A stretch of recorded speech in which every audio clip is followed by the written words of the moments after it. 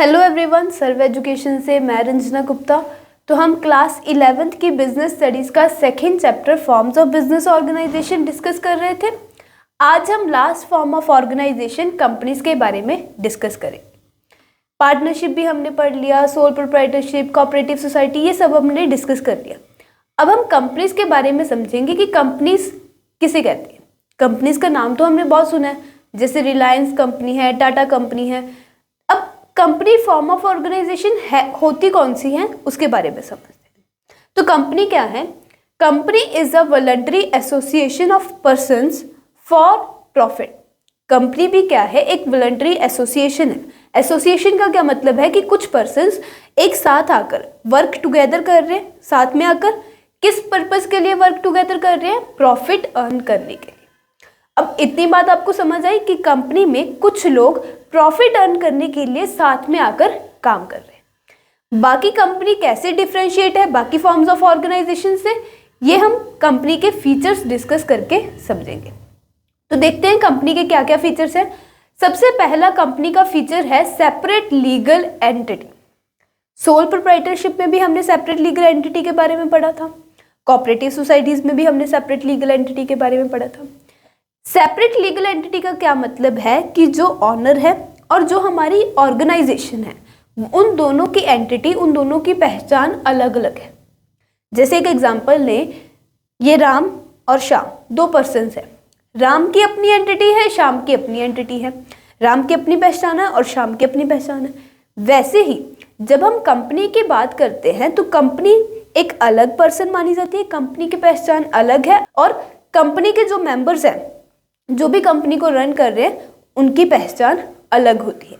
जैसे राम अपने नाम पे कोई भी कॉन्ट्रैक्ट साइन कर सकता है, कोई भी प्रॉपर्टी परचेज कर सकता है, वैसे ही श्याम भी कर सकता है। तो जब हम कंपनी की बात करते हैं तो कंपनी भी अपने नाम से कॉन्ट्रैक्ट भी कर सकती है, कोई प्रॉपर्टी परचेज भी कर सकती है।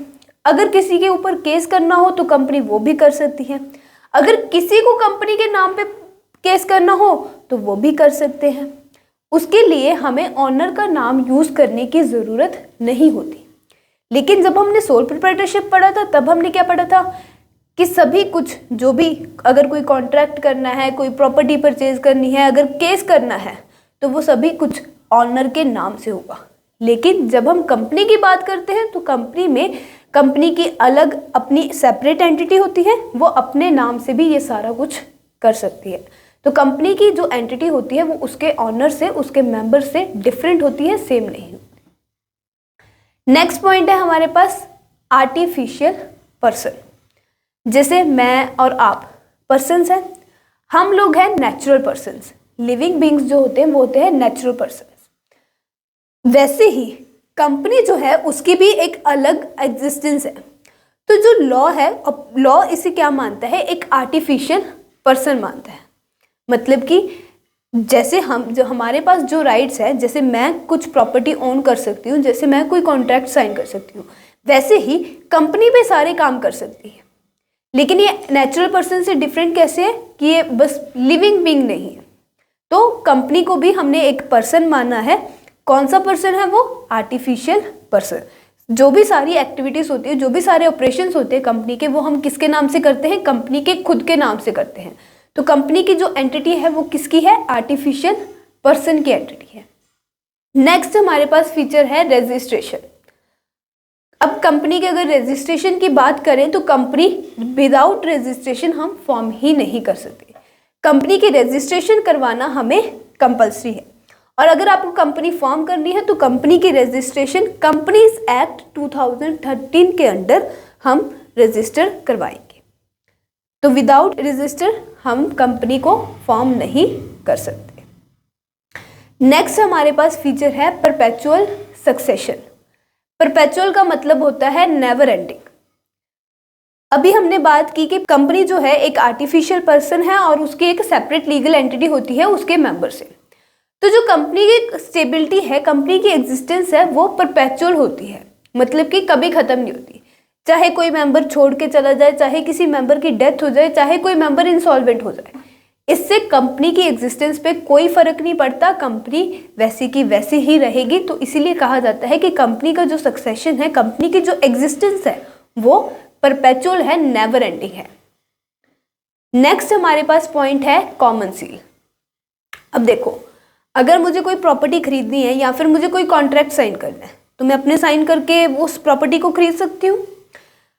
अब कंपनी अगर कोई प्रॉपर्टी खरीदना चाहती है या फिर कोई कॉन्ट्रैक्ट साइन करना चाहती है तो कंपनी के तो हाथ पैर होते नहीं, क्योंकि वो आर्टिफिशियल पर्सन है।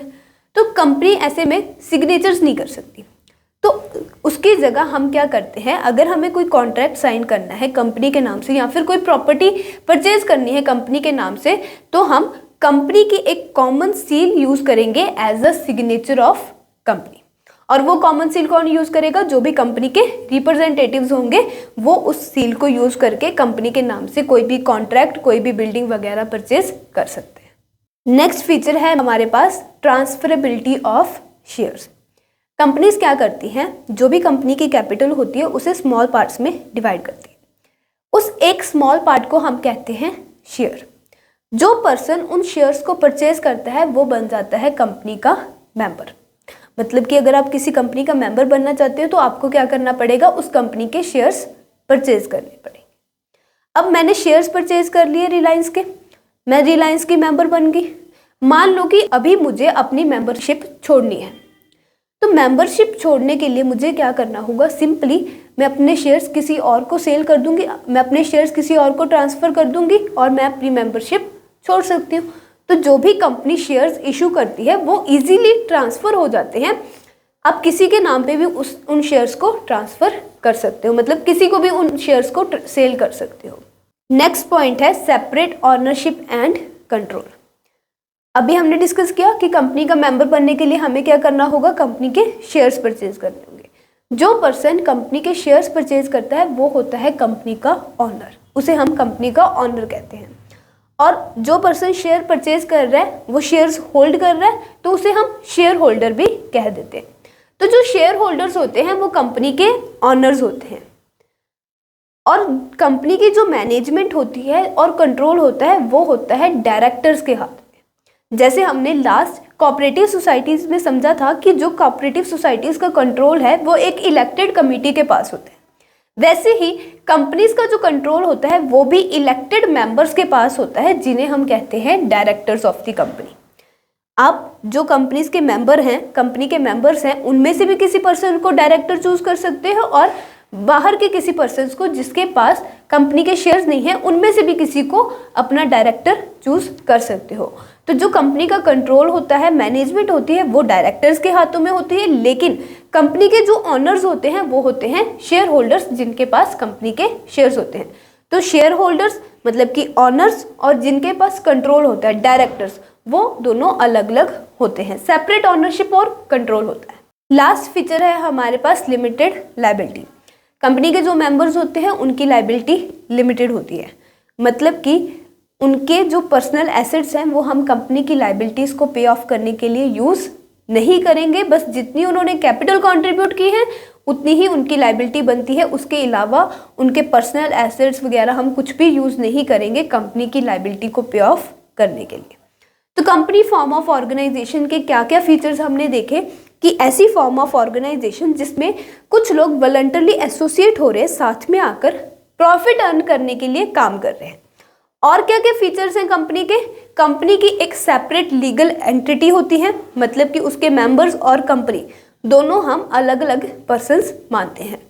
कंपनी एक आर्टिफिशियल पर्सन है, जैसे हम लोग पर्सन्स हैं वैसे ही कंपनी भी एक पर्सन है लेकिन आर्टिफिशियल पर्सन है।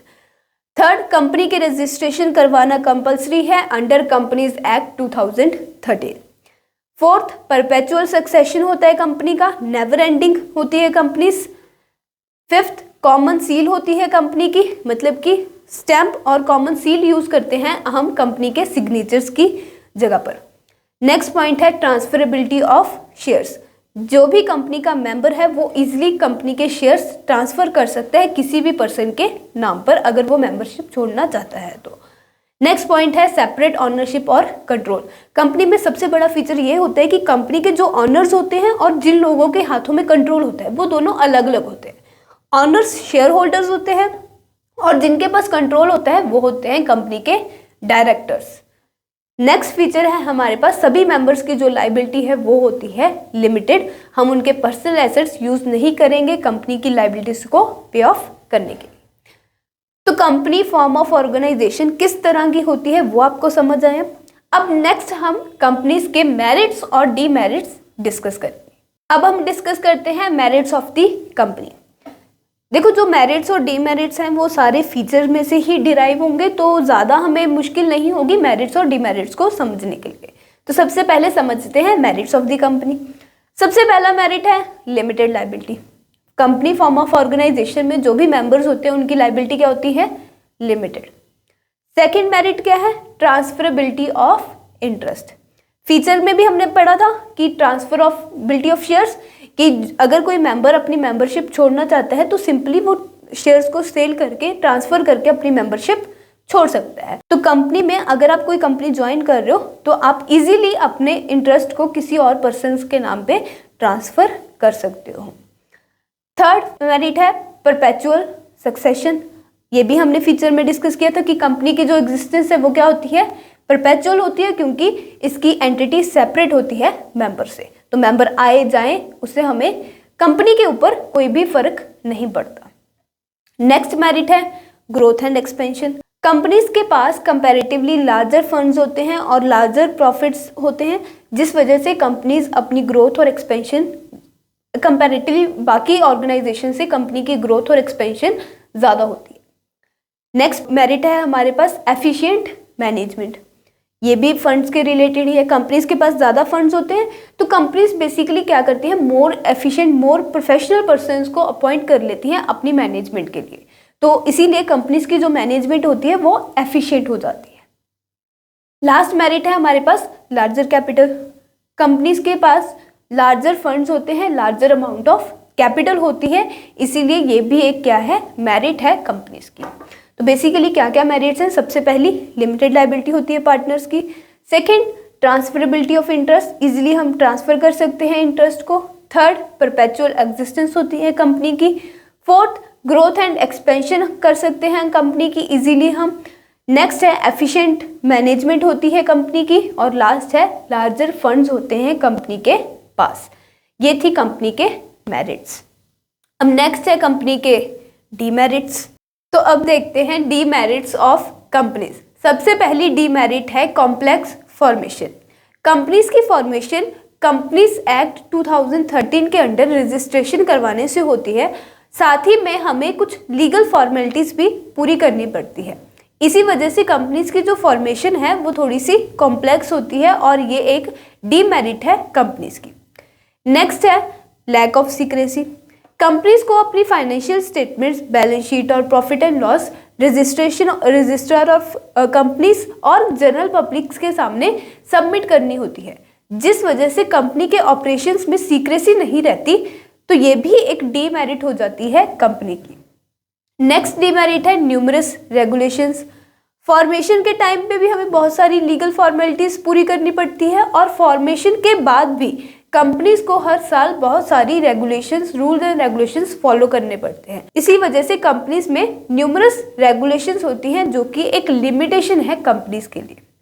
नेक्स्ट है डिले इन डिसीजंस। अब बहुत सारे मेंबर्स हैं तो सभी से पूछ के, सभी से डिस्कस करके डिसीजंस लिए जाते हैं, तो इस वजह से कंपनी के डिसीजन में थोड़ा सा डिले हो जाता है, जो कि लिमिटेशन हो जाती है कंपनी की। नेक्स्ट है ओलिगैरिक मैनेजमेंट। ओलिगैरिक का मतलब है कि जो कंट्रोल है, जो मैनेजमेंट है वो कुछ ही लोगों के हाथों में है और कंपनीज की जो मैनेजमेंट होती है वो भी बोर्ड ऑफ डायरेक्टर्स के हाथों में होती है। तो ये भी एक लिमिटेशन हो जाती है कि वो कुछ लोग अपने फायदे के बारे में ज़्यादा सोचते हैं रेदर देन शेयर होल्डर्स और कंपनी के बारे में। तो ओलिगैरिक मैनेजमेंट यानी कि कुछ लोगों के हाथों में कंट्रोल होता है और वो लोग अपना फ़ायदा ज़्यादा सोचते हैं, ये भी एक लिमिटेशन हो जाती है कंपनी की। नेक्स्ट पॉइंट है कन्फ्लिक्ट इन इंटरेस्ट। कंपनी में बहुत सारे मेंबर्स होते हैं, बहुत सारे लोग काम कर रहे हैं, तो सबका जो इंटरेस्ट है वो अलग अलग होता है, जिस वजह से उनके इंटरेस्ट में कन्फ्लिक्ट अराइज हो जाते हैं। लास्ट पॉइंट है इम्पर्सनल इन्वायरमेंट। कंपनी में जो ऑनर्स होते हैं वो होते हैं शेयर होल्डर्स, और कंपनी के जो मैनेजमेंट और कंट्रोल देखते हैं वो होते हैं डायरेक्टर्स। जो भी प्रॉफिट कंपनी अर्न करती है वो ऑनर्स को जाता है, यानी कि शेयर होल्डर्स को। जो डायरेक्टर्स कंपनी का कंट्रोल देख रहे हैं, मैनेजमेंट देख रहे हैं, उनको अपने काम के बदले में सैलरी मिलती है। तो काम वो लोग कर रहे हैं, और काम करके जो भी प्रॉफिट अर्न कंपनी कर रही है वो जाता है शेयर होल्डर्स को। तो जिस वजह से एम्प्लॉयज मतलब डायरेक्टर्स जो लोग काम कर रहे हैं उनके बीच में मोटिवेशन, लैक ऑफ मोटिवेशन आ जाती है, लैक ऑफ इनकरेजमेंट आ जाती है, जिस वजह से कंपनी में इम्पर्सनल एनवायरनमेंट क्रिएट हो जाता है। तो ये भी एक लिमिटेशन हो जाती है कंपनी की। तो क्या क्या लिमिटेशंस है कंपनी की? सबसे पहले फॉर्मेशन कंपनी की कॉम्प्लेक्स होती है। नेक्स्ट, सीक्रेसी कम होती है कंपनी के ऑपरेशंस में। Next, number of regulations follow करनी पड़ती है कंपनीज को। नेक्स्ट पॉइंट है डिले इन डिसीजंस। कंपनी के डिसीजंस में थोड़ी सी डिले हो जाता है क्योंकि बहुत सारे मेंबर से डिस्कस करना पड़ता है हमें कोई भी डिसीजन लेने से पहले। नेक्स्ट पॉइंट है ओलिगारिक मैनेजमेंट। कुछ ही लोगों के हाथों में होता है मैनेजमेंट, जो कि उस पावर का, उस कंट्रोल का नाजायज फायदा उठाते हैं, अपने फायदे के लिए उसे यूज कर लेते हैं। नेक्स्ट पॉइंट है कन्फ्लिक्ट इन इंटरेस्ट। मेंबर्स के बीच में कन्फ्लिक्ट राइज होता है क्योंकि सबका इंटरेस्ट अलग अलग होता है। और लास्ट पॉइंट है इम्पर्सनल एनवायरनमेंट। कंपनी में जो एनवायरनमेंट होता है वो इम्पर्सनल होता है। तो फीचर्स, मेरिट्स और डीमेरिट्स कंपनी के हमने डिस्कस कर लिए। So that's all for today. Hope आपको कंपनीज समझ आया होगा कि कंपनीज ऑर्गेनाइजेशन किस तरह की होती हैं। तब तक के लिए स्टे ट्यून्ड। और हाँ, अगर आपको कोई भी क्वेरी है, कोई भी क्वेश्चन हो तो आप हमें कमेंट भी कर सकते हो, और इंस्टाग्राम, व्हाट्सएप, फेसबुक, टेलीग्राम कहीं पे भी मैसेज करके हमसे अपनी क्वेरी पूछ सकते हो। सभी अकाउंट्स का लिंक आपको डिस्क्रिप्शन में मिल जाएगा। Thank you so much.